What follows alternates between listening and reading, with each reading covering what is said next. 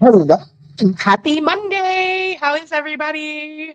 I am super excited about a new week. I had a great weekend. I would love to hear what you all did over the weekend. Did you have fun? Oh, there's Kayla. Here I am. And hello.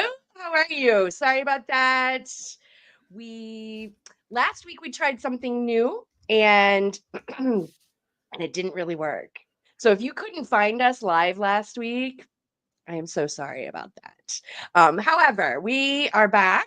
And this week, how was your weekend, Kayla? My weekend was good. My husband works, so it was me and the boys this weekend. But it was really good. Sometimes it can be a challenge with a 7 month old and a 4.5 year old. But no, they were great. It was really good. We went out to a new park and like explored and played and recouped a little bit because I've been running myself ragged. Right. Yeah, Good. That's played some games awesome. together. Yeah, it was good. Awesome. Well, welcome, everybody. You are here with us. Welcome to live Mindset Monday Live, where Woohoo. independent patient advocates like us come together to start the week with positivity and inspiration. I'm Nicole Broadhurst, and this is my co-host, Kayla Thompson-Riviere. Here we go. Today we're focusing on communication, and we have a really powerful quote to guide us through this new week of advocacy. So let's dive in and get inspired. Kayla, what's our quote for today? Yeah, so this week we are focusing on that the greatest gift you can give another is the purity of your attention. And that comes to us from Richard Moss. I love that. So last week we talked about the quote, we have two lives, and the second begins when we realize we only have one. That was Confucius. And that was a powerful reminder that challenged us to live with urgency and a sense of purpose and kind of embracing the present moment and focusing on what truly matters. So this week, as we shift into this quote, let's carry like this sense of presence and intentionality forward, right? So today we're focusing on this fundamental aspect of connection to our work and in our lives and making sure we're giving it our full attention. So I think this is really great. Um, I think both of us had weekends that kind of allowed us to maybe do a little bit of this. Yeah, You feel yeah. like, yeah, yeah. And honestly, I love that also this quote came up as we're moving into the holiday season because yes, we're moving into the holiday season. Crazy to think of, but Thanksgiving is in 2.5 weeks. Oh, And to me, intentionality is the antidote to our typical American culture of consumerism. Because really, during the holidays, we see our family more, and often there's also this pressure to buy things, right? Like we have to get somebody gifts. And I don't know about you, but in my family, especially my side of the family, as opposed to my husband's, my brother is the youngest person in the family, other than now my two children. And so, like, we've all been adults for several years. And so, for many years, every year it's please don't buy anything. We're all grown ups. We buy it with jobs. If I need something, I buy it for myself. Like I just want to spend time with you, and I love that. And so I love that we're bringing it up because I wish that that concept would catch fire. And I guess I should have looked up the statistics before we got here, but I didn't think that far. This Monday has been very Monday-ish, which is not usually a trend that I feel, but it has been a struggle this morning. oh, I'm sorry. Well, I'm glad that we're But having this chance to kind of chat because yeah, hopefully that would kind of help things, right? but to get back on track, there's a big chunk of our population here in America who goes into debt during the holiday season. So Mhm. I think it's somewhere around 30%. Like it just crossed my radar screen recently, this statistic, and I'm like, that is just wild.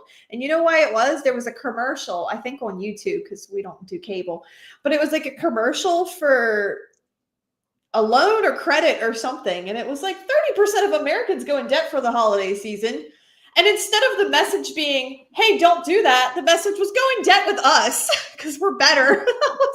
Do it with us, right? Yeah, if you're Yeah, gonna I do was it, like, let us this make the is so money. wild to me, Yeah, like just so yeah, very out there.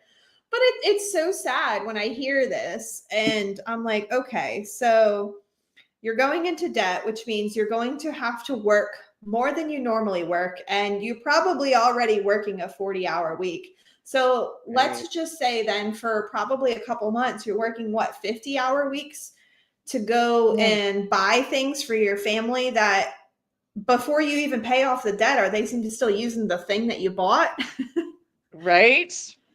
Ugh, it's just It's crazy. wild. And it's like, It what is if crazy. instead of working that extra shift, we hang out together? Right. Right. Spend Because guess time what? and I give can't each buy other that this at the store. purity of attention, right? We talk about this a lot when we talk about intentionality. And I think this is, and then last week, anyway, I feel like this is that time where there are resources, there are things that are finite, and we only have so much. So this weekend, my son, for those of you that know, my son is a runner, like a competitive runner. He's a runner. And he's done several half marathons, and he's been talking about doing a marathon for, I don't know, maybe 6 months, close to a year, kind of. But he hadn't done it yet. And so he thought he was going to do one. And then by the time he went to register for it, he was waitlisted. So Hmm. thought he was going to run Saturday. Wednesday, he found out that he got into the marathon. Okay. So literally, yeah. So literally, my son ran his very first marathon Saturday morning, downtown Indianapolis. The starting time was 8 a.m. I already had plans to be in Frankenmuth, Michigan with my sister and some friends for the day on Friday. And I came home when I got home from Frankenmuth on Friday evening. I looked at the clock and I was like, it's 6 o'clock. If I go to bed right now, and I wake up at 1 o'clock in the morning, I can leave here by 2 o'clock in the morning, and I can be downtown Indianapolis at the starting line by the time he gets there to warm up and run his first marathon. Oh, that's awesome. Totally did that. Oh, I Totally did love it. that. I love it. I love it. Totally did that. And this is one of those moments, right? The purity of my attention. I couldn't Hmm. give it to him on Friday, but I could give it to him on Saturday. And I'm going to tell you, I don't think I've ever seen my son look so appreciative to see my face as I did at mile 20 when he came around the corner, right? Like Oh. literally that moment. And then I was able to, and for those of you that are on my personal journey, at the very end, I actually ran with him for about 3 blocks as he was Aw. headed like into the finish line. Um, I was dying by the end of those like 3 blocks, Not the but point. right, not the point. It was a great opportunity. I ran along the fence and he ran on the inside, and I was able to tell him things like, "You're amazing. I'm so proud of you. I can't believe that you're running a marathon. You are almost done. Oh And my oh, by the gosh. way, I'm running with you. I could not have done that if it wasn't for you to inspire me to get Right. healthy." Oh my gosh. So You're making me cry, Nicole. I'm about to cry because it was absolutely so. When we talk about this greatest gift, like, there is nobody else that could have done that for him the way that I did. I'm his mom. Yeah. And so many times it's easy to say things like, "Oh, well, I can't get there." Because that's what I Yeah. actually told him at first was, "I can't get there until later, so I'll see you at the finish line," you know? And that just didn't sit right with me. I was like, "I can't." I mean, that's great to be there at the finish line, but I wanted to be there. I wanted him to have my full attention for the full day. right? Right. So when these things come up, whether it's holidays or special moments, this is what we have to remember is that attention in the moment is absolutely the greatest gift that we can give to anyone. Um, and I just want to say, Kayla, I feel that way about Mindset Monday. Like when we show up here, I feel like this is us being in this moment of pure attention with each other, with you as viewers, because it really is about getting our head in the right place Mm-hmm. to live life this week. And life is hard. Kayla just said it. Like, mornings get tough, right? Everybody knows it's hard. It's hard work. Um, yeah. So seize those moments when we have the opportunity, because they don't come along very often. He'll never run another first marathon. Yeah. That was Oh it. my gosh, that's awesome. He's going to carry that memory with him forever. I hope so. I know I will. I know I will. That was it was it was a big deal. So anyway, so I love this, and I love that we can also remember to carry this to our clients. Mm-hmm. It's really interesting. I had a really aha moment. We hear these things a lot, but in the moment it's hard. That, I say something, it might be the millionth time I've said something, but every time I say it, it might be my client's first time hearing it. Mm-hmm.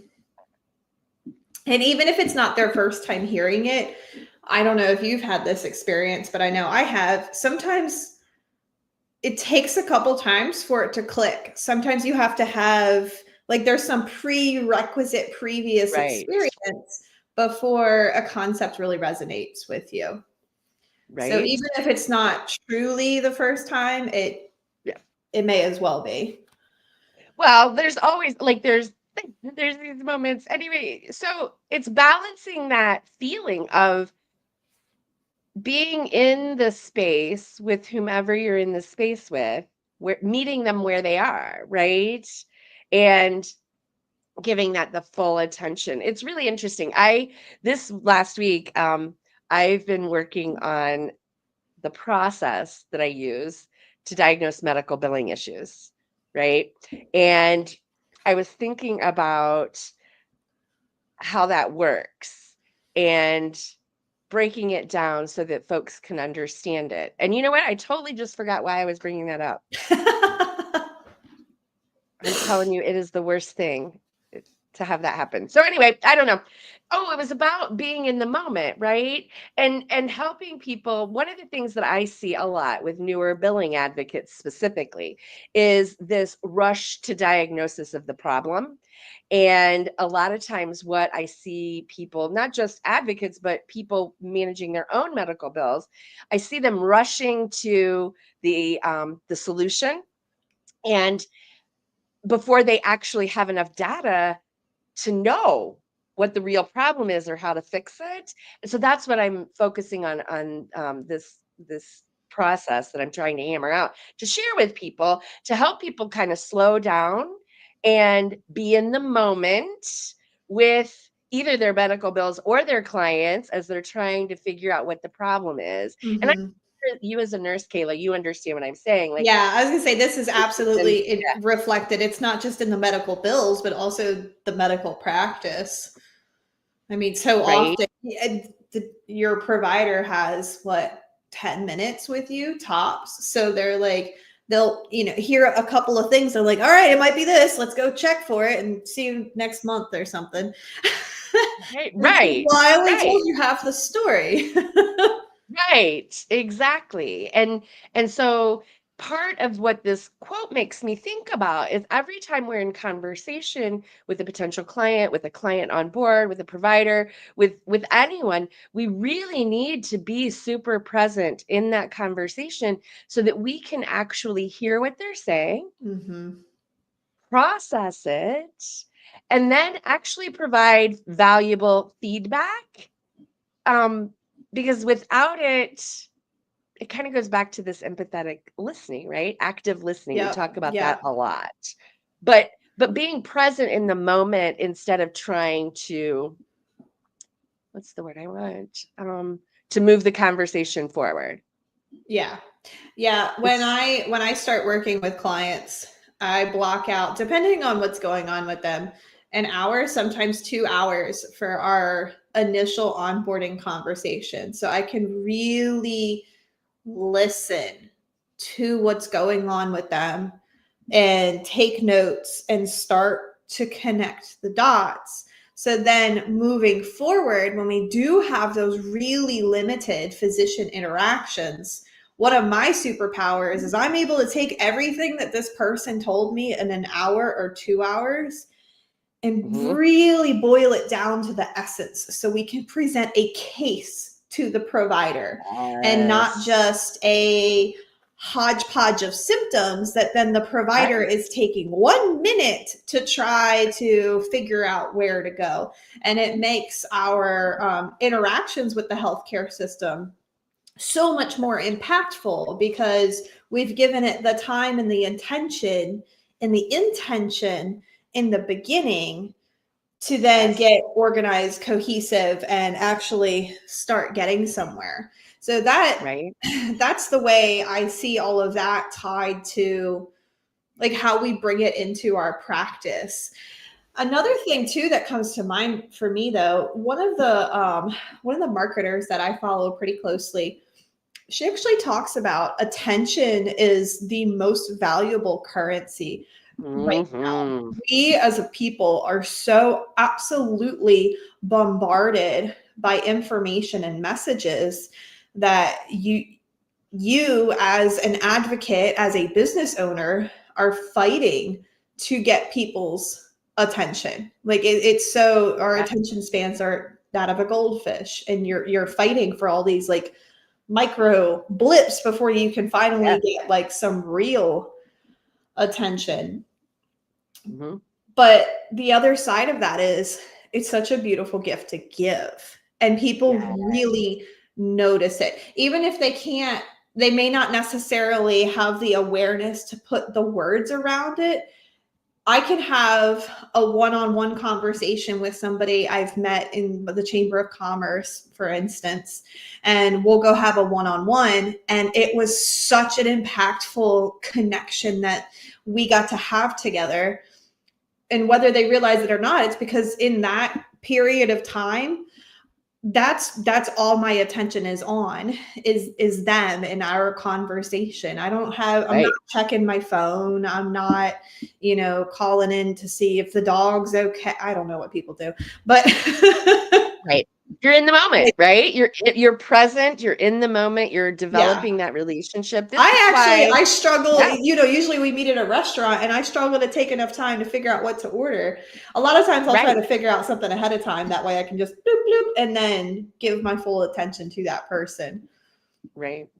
I love what you said. It's this we talk a lot about building trust and empathy in an authentic way, and this is how we do it, right? By Absolutely. giving this attention. I can just tell you, we talked, there's calls inside the circle where we talk about, how important it is to build this. There's so much around it. There's so much around it. When we do this, there's a couple of things. I wanted to make sure that we understand that when we do this, when we're really present in this conversation, we're able to pick up nuances and emotions and things that aren't being said so much Mhm. better. Mhm. And in advocacy, I believe that these are the things that make us that so valuable to our clients and their and the patients and families, is because we're able to really be with them, really see them and hear them in a way that they may not even understand yet themselves, Right. right? Because we've been through this with lots of families, with lots of patients, with lots of situations. And so we see and hear and recognize things that are brand new to them and they can't verbalize, Yeah. right? And when we're really present and we catch all of that and we talk to them about it and say things like, it sounds like, it feels like, it looks like, and have them reach back to us, that is so incredibly transformative, Mm-hmm.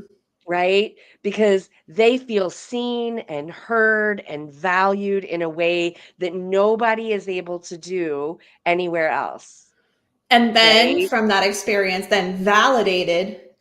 And after Yes. the validation, they can start to step into empowerment Mm. and take back control of their healthcare journey. But it all start to me. It all starts with them finally being heard by somebody, and that's exactly why I titled my business "Heard for Life." Word for life. I love it. How cool is that? That's awesome. So yeah, when we do these little things, and of course, we're talking about it right now as it relates to advocacy, but these things relate to every aspect of our life, every relationship, Yeah, I was gonna say this that we is have. relationship building. This Yes, is relationships 101.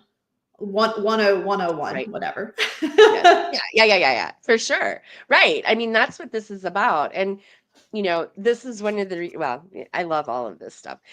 So in addition, like we have these moments where, it's important and transformative for the people around us and those relationships. But, let's not forget that when I'm present in this conversation with you or with whomever, I also walk away with more self-awareness, Mm, right? Because I'm able to see and hear you, validate it, and then, really apply that to myself. Like, how did I show up the way that I wanted to show up? Did this interaction feel good and authentic? Or did it feel a little bit wonky? I love this. Kayla, we were recording some other things, and one of the things we recorded one of them and we were like, that just didn't feel right. I mean, it was okay, but and I think what we were missing was this authentic communication and relationship and all of the things. And so that's one of the things I love about Mindset Monday is that we get to come here and have these conversations raw, like mhm. just this is what we think, and this is why we think this is important. um I also think that this particular quote makes me remember that I bring value to all of my relationships and that it really is a gift that I'm able to give. And I like that too, as opposed to I'm bothering people, I'm a nuisance, I'm, all of those things that crazy brain might be saying inside. What do you think about that? I love that reflection for you, especially in light of for those who don't know what Nicole is alluding to. I host a podcast for patients and people engaging in the healthcare system, not for advocates and providers like this. But it is called How to Survive Healthcare. And in 2 weeks, moving forward, Nicole is going to be a permanent co-host on the show so that we can talk about different healthcare aspects. I can bring the clinical side, she can bring the financial piece, and we get a very well-rounded piece of information. Anyhow, we recorded an episode last week, and there wasn't a whole lot of specifically like financial aspects to it. And she's like, I don't know what value I bring to this conversation. Literally, that's what I said. I literally said, Kayla, I'm really not sure what value I'm going to bring here. Like, what is this? And I was like, Nicole, the value is having you in the conversation to make this a conversational episode instead of just me droning on for 10 minutes at people like I've been doing, which I'll give myself some credit. It's not like Yeah. terrible, No. but I think that the back and forth will be more enjoyable for listeners. And then she proceeded to have this great story to tell and really zhuzhed up the podcast. And I was like, Nicole, this is your value. You just being here, showing up, being you. This is your value. And being, like we said, so the actual, like the quote is underneath this, y'all. The greatest gift you can give another is the purity of your attention. And it turns out that that's true. Like, even when I don't necessarily think so, it really is true. And so I love that, focusing on that and being in the moment. I love it. I love It's a this great focus idea. because to me it doesn't matter. It doesn't matter what your professional aspirations are. If you are an advocate listening to this, although I think we have started to pick up some people who are not advocates. So if you do something else with your work, if you have other career goals, life goals, it doesn't matter what you're trying to do. Right. If you do not bring your full undivided attention to the people around you, you're not going to achieve anything of great significance, I'll say. Like, sure, you can mediocrity like get through, and if you stop and look around, that's what we see the majority of people around us doing, just living their day to day without the intention and direction and connection that we kind of preach about here. Right? Right? I love this. So, okay, let's talk about this. Okay, it's great in this intangible. We're going to listen, we're going to do all of this stuff. Like, what is the takeaway this week? What can we do individually this week to help us stay focused on giving the gift of our attention? Like, what are those things that we can do? I think for me, I have lots of calls this week. I have lots of leads on my lead board. And I think what I'm going to do is when I put them on my calendar, I'm going to block 30 minutes for follow up instead of 15 and just kind of allow myself some more time so that I don't feel rushed to move my attention too quickly. So that's my commitment this week. That's what I'm going to do. Yeah, that's great. I love that. I have a couple of things that come into mind to partner with that. So, what you just shared, the building out more time around your calls, that allows you then to have all of your attention on that one person and for that client's case to stay in that time frame so that you're not bringing mental clutter along with you from conversation to conversation. So to take a step back and make that a little bit bigger, what I see is first define your priority relationships and don't forget to include yourself in this. The relationship with yourself has to be first and foremost, because how can you cultivate relationships with other people if you're not in synchronous and harmony with yourself? People are going to know whether they know or not. it's gonna come up in the feelings. The limbic brain will figure it out. So making time for yourself to connect with yourself and set your intentions for the day. And this might be something very, very small and simple, like Nicole talks about. She sits down with her coffee and her plan for the day and her Mindset Monday quote and just has that little check-in with herself to set her day up right. Then moving on to the other relationships that are priorities for you. If you have a partner, that should be priority number 2 before the kids, before work. Your romantic relationship has to come first. That's the bedrock on which everything else in your life is built upon. So checking in with that person and, seeing what their true needs from you are this day, this week, this month, and how starting to build out a time and a cadence for that. And then the next priorities. If you have kids, I'm assuming they're probably coming up next. If you don't, maybe it is your clients or close friends, but start to go through this list of priorities and the little ways that you can divvy out people into separate boxes. Right. So that when you're super personal, but it is. It's going to be beneficial. This is probably why people stumble over this, because it feels a little bit methodical, which feels a little bit uncomfortable when we talk about relationships. However, I think this is so golden, right? Because the only way that we can be intentional is if we are doing it in some sort of methodical way, Yeah. right? And that includes showing up. So I love that. Go ahead, Kayla. I'm Yeah, sorry. and it I does. just feel like, It feels almost like robotic or like an assembly line, yeah, but really it's none of those things. It's a framework in which then intention can be the priority, because if things right. are left to just willy-nilly and as the wind blows, then that's the opposite of intention, and the way that we connect with people will degrade as well. Yes.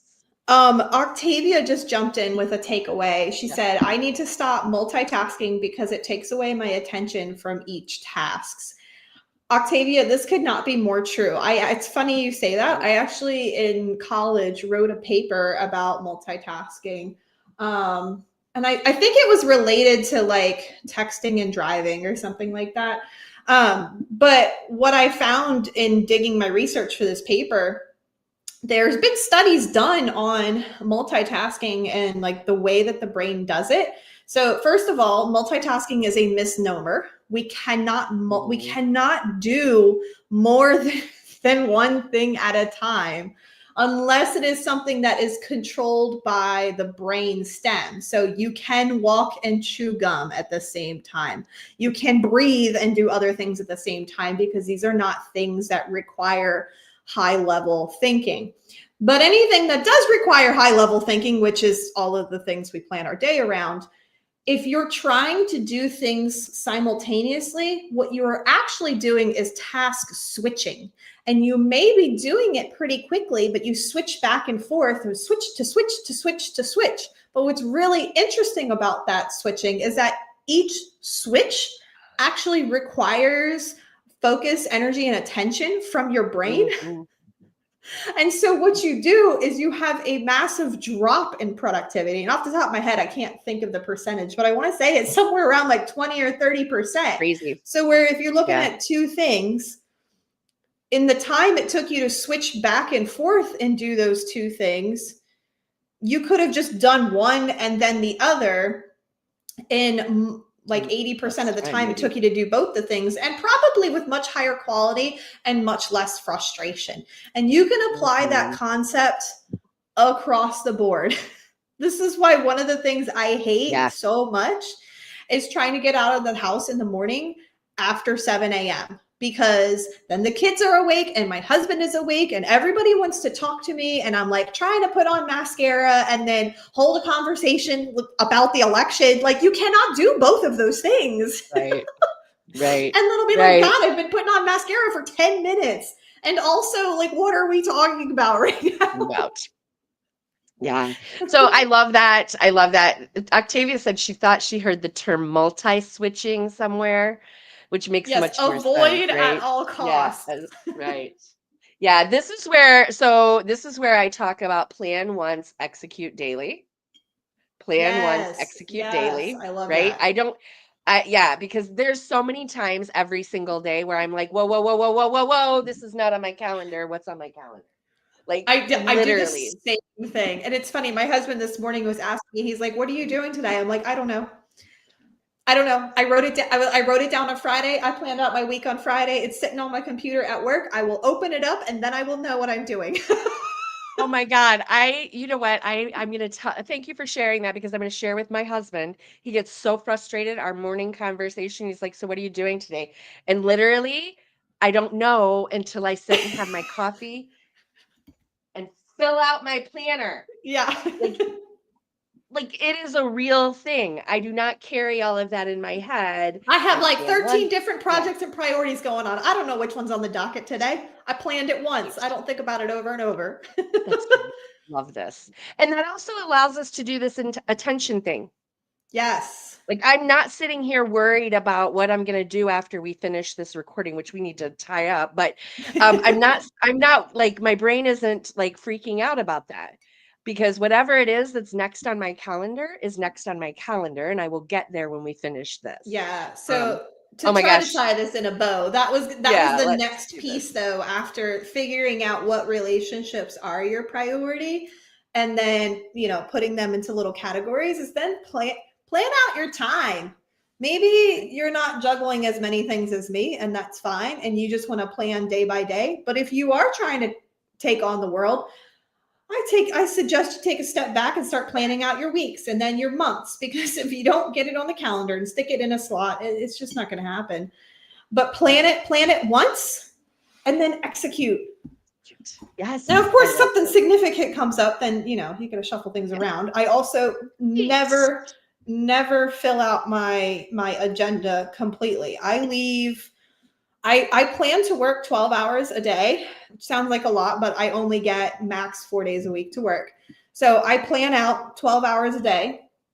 I never schedule out more than 10 hours though, because inevitably, number one, there's a lot of stuff I'm doing for the first time, and I don't know how long it's going to take me. And it ends up taking me far longer than I think it's going to. Now I've started to track that time so I can have better estimations moving forward. Mm-hmm. But then I'm just going to keep doing more and more new things. And that's the fun of starting your own business. So leave yourself some white space for that. We work with people in their health. They're going into the hospital. Leave yourself white space for that. Sometimes other opportunities come up that doesn't make sense to push them till the next week. You got to leave space for that. So it's having the intention and planning out your time, but then also leaving yourself the space to have flexibility to reevaluate it when necessary. Love it. Love it. Love it. Love it. Okay, we're going to wrap this up, this wonderful Mindset Monday. Kayla, thank you for being here. We are so excited and grateful for you all as a community that are listening and showing up as independent patient advocates. We hope that today's quote has really empowered you in your work and your personal life for this week. So be sure to share in the comments how you're applying this, both in your advocacy practice and in your personal life. Bring your win to our Wednesday call. And we'll see you next Monday for more inspiration, where we'll talk about perseverance, resilience, and adaptability. Have a great week, everybody. Oh, gosh. Bye-bye. There we go. Bye. I know.